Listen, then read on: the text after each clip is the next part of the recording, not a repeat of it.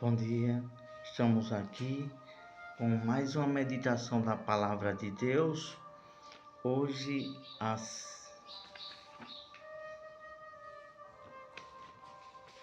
meditação, a sétima meditação, que tem como título As Influências do Espírito Enganador.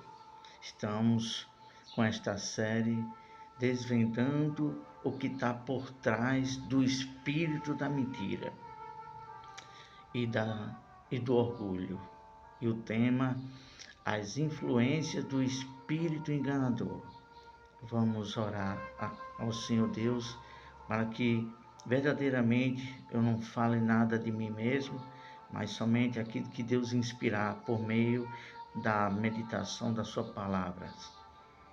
Senhor Deus, no nome de Jesus te pedimos que o teu Santo Espírito venha inspirar, soprar os teus pensamentos, o desejo daquilo que o Senhor queira nos ensinar aqui.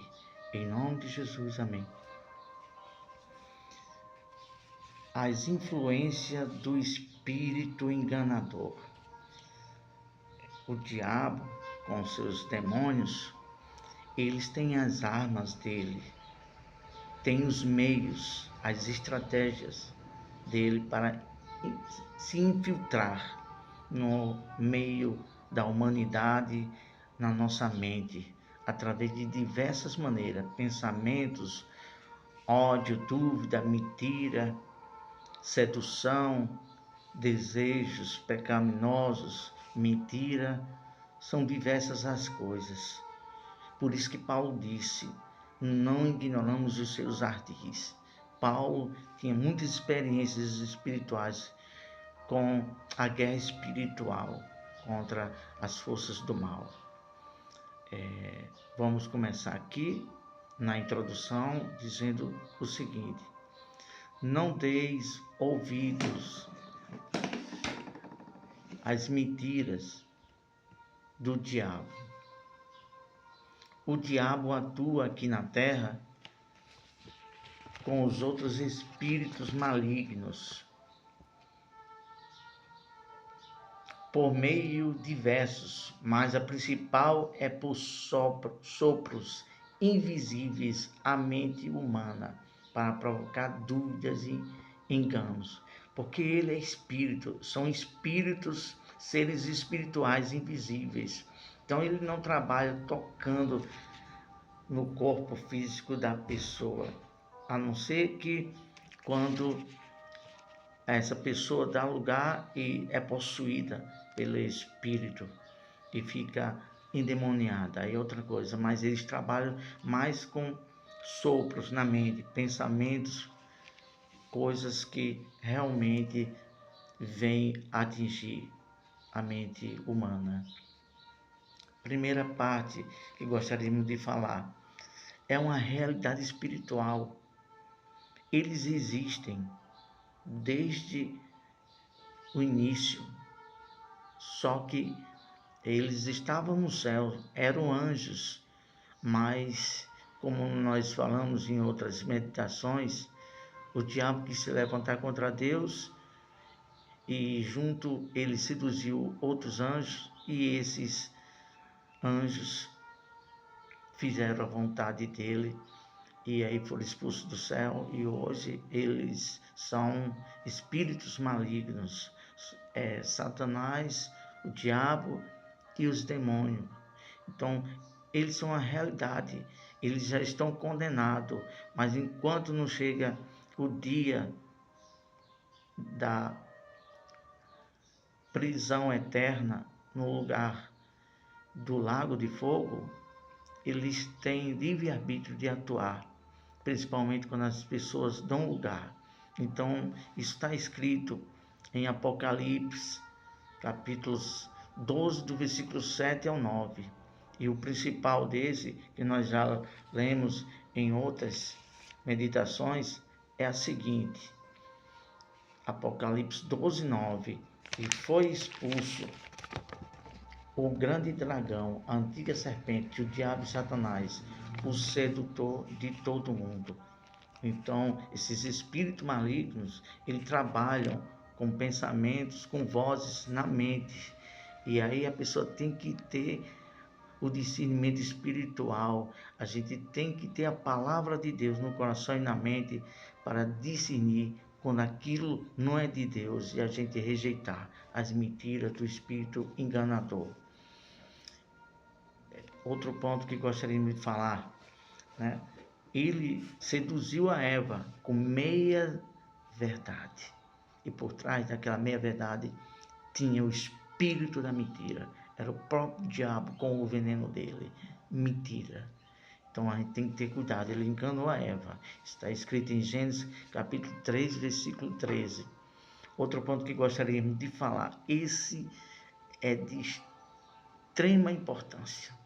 Muita importância. Preste bem atenção aqui. Olha só. A influência do espírito enganador por meio da mentira. Houve um momento que um rei chamado Agabe, que servia a Deus, mas depois se inclinou a fazer coisas erradas, começou com um dos primeiros erros, se casando com uma pessoa que não era do temor a Deus, que servia a ídolos, era idólatra. E ela tinha servos, profetas ao seu serviço. E isso hoje em dia também tem falsos profetas que não profetiza a verdade de Deus como está escrito, mas distorce. Isso se chama falso profeta, que distorce a verdade de Deus. Então o que aconteceu? Ele queria fazer guerra contra outra nação para dominar. E tinha um rei aliado a ele, que era Josafá. Esse temia Deus. E eles se encontraram e disse: e agora, vamos para essa guerra? Aí Agabe chamou os falsos profetas, os profetas de Baal. Vamos a essa guerra? Então, quando a pessoa quer, tem interesse próprio, o que ela faz? Favorece para o interesse próprio. Então, só os profetas é assim. Eles querem interesse próprio, não o interesse da verdade de Deus. Então, todos estavam bajulando Acabe, dizendo: você vai ganhar essa guerra. Todos em uma só boca: você vai ganhar essa guerra. Mas Josafá, quando a pessoa tem temor a Deus, consulta a Deus. Consulta. Um exemplo, vai para uma viagem ou vai resolver algum problema, coloca Deus na frente. Senhor, eu vou, isso é da tua vontade, é do teu agrado, o Senhor está nisso. E foi assim que procedeu o rei Josafá. Disse: vamos, não tem outro profeta de Deus não aqui, um profeta que a gente consulte a palavra de Deus, que assim era assim. No passado, eles consultavam os profetas eram a própria boca de Deus.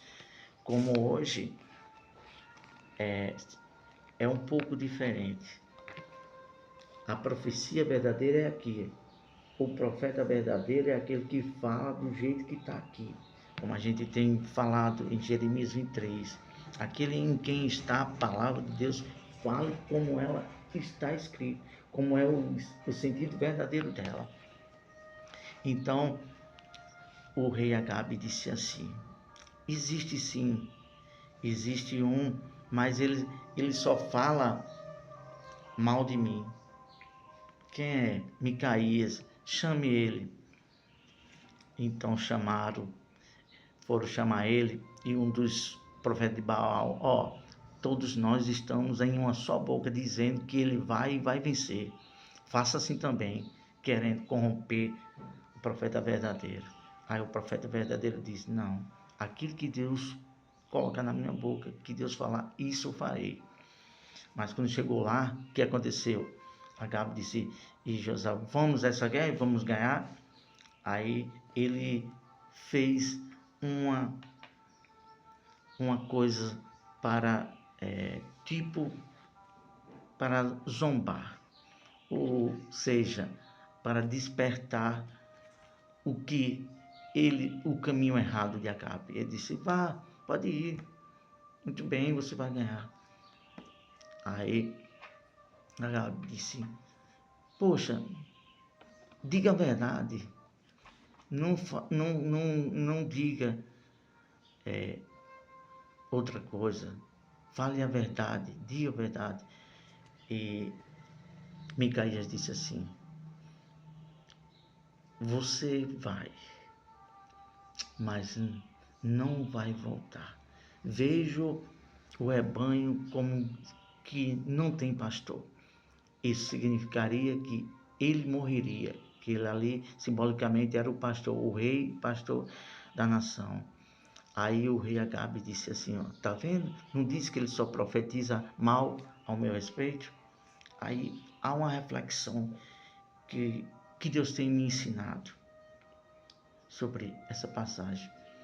Como pode o profeta verdadeiro de Deus, na pessoa de um verdadeiro profeta, como pode falar bem, dar uma profecia, uma promessa para quem não quer obedecer a Deus, para quem se desviou da verdade de Deus? Não há como.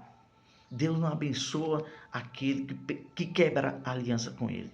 Por isso que Micaías, o verdadeiro profeta é esse, aquele que ensina a verdade do jeito que está e que não agrada nem a si mesmo, quanto mais querer agradar aos outros.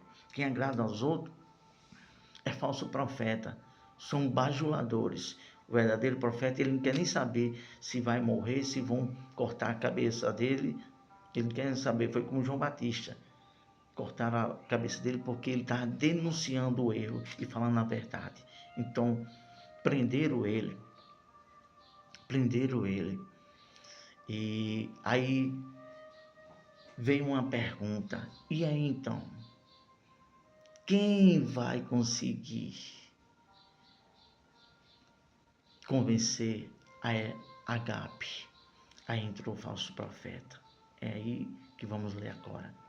Segundo Reis, leia na sua Bíblia. Tudo isso que eu estou falando, que Deus está inspirando a falar.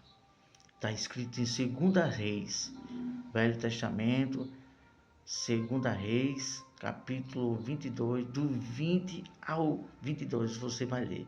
Eu vou ler apenas uma passagem desse versículo 20, que diz o seguinte: quem enganará Agabe?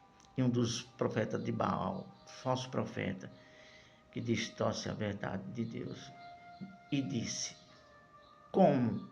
Um dos profetas disse: eu. E Deus disse: como? Aí ele respondeu: sairei e serei espírito de mentira. Veja bem, e serei espírito de mentira. E Deus disse: vá, pode ir. Deus dá o livre-arbítrio para quem quiser falar a palavra de Deus distorcida ao seu bel prazer. Deus dá livre-arbítrio, mas está escrito em Romanos que um dia, e em Coríntios, Deus pedirá conta no dia do juízo final de tudo que fizemos, tudo que alguém falou da palavra de Deus, certo ou errado, principalmente para quem pregou a palavra de Deus de forma distorcida, com meias verdade. É muito sério. Continuando, vamos para outra parte. É assim que o espírito da mentira age. Em 2 Coríntios, que nós lemos na outra passagem anterior, capítulo 11, versículo 3, que o apóstolo Paulo diz assim: mas receio que, assim como a serpente enganou a Eva com sua astúcia, assim também seja corrompida a vossa mente e se afaste. Olha só, vou falar pausadamente. E se afastem da simplicidade e pureza devidas a Cristo. Tem pessoas que não se conformam com o evangelho da cruz, com o evangelho da simplicidade, com o evangelho da graça, e quer fazer um evangelho ao seu interesse. É muito perigoso. Corre um grande perigo quem faz isso, porque vai estar distorcendo a verdade de Deus. Então, Paulo disse: temo para que os vossos sentidos não sejam corrompidos. Há uma necessidade muito grande de você e eu ter o entendimento do que é a verdade e obedecer do jeito que ela está, para quando vier uma meia verdade para corromper nosso sentido, a gente estejamos espertos para rejeitar. E vamos concluindo aqui com uma palavra de alerta e depois uma palavra de conclusão. Uma palavra de alerta. Esta palavra é para estarmos apercebidos do que existe de influentes do mal para nos destruir. Concluindo agora, devemos levar a sério o combate que dia a dia é travado contra a nossa alma. O apóstolo Paulo e Pedro fizeram esse alerta de termos o cuidado com a salvação a nossa alma. Está escrito em 2 Coríntios, 2 Timóteo, capítulo 4, versículo 7 e versículo 8. Repetindo, 2 Timóteo, capítulo 4, versículo 7 e 8. E 1 Pedro, capítulo 5 e versículo 8. Repetindo, 1 Pedro, capítulo 5, versículo 8. Leia na sua Bíblia. Senhor Deus, louvado seja teu nome. Abençoe que nenhuma voz, nenhuma palavra meia verdade ou qualquer sussurro, palavra de dúvida ou de mentira não venha enganar os nossos sentidos, o nosso entendimento. Em nome de Jesus, amém. Deus abençoe a todos. Ótimo sábado.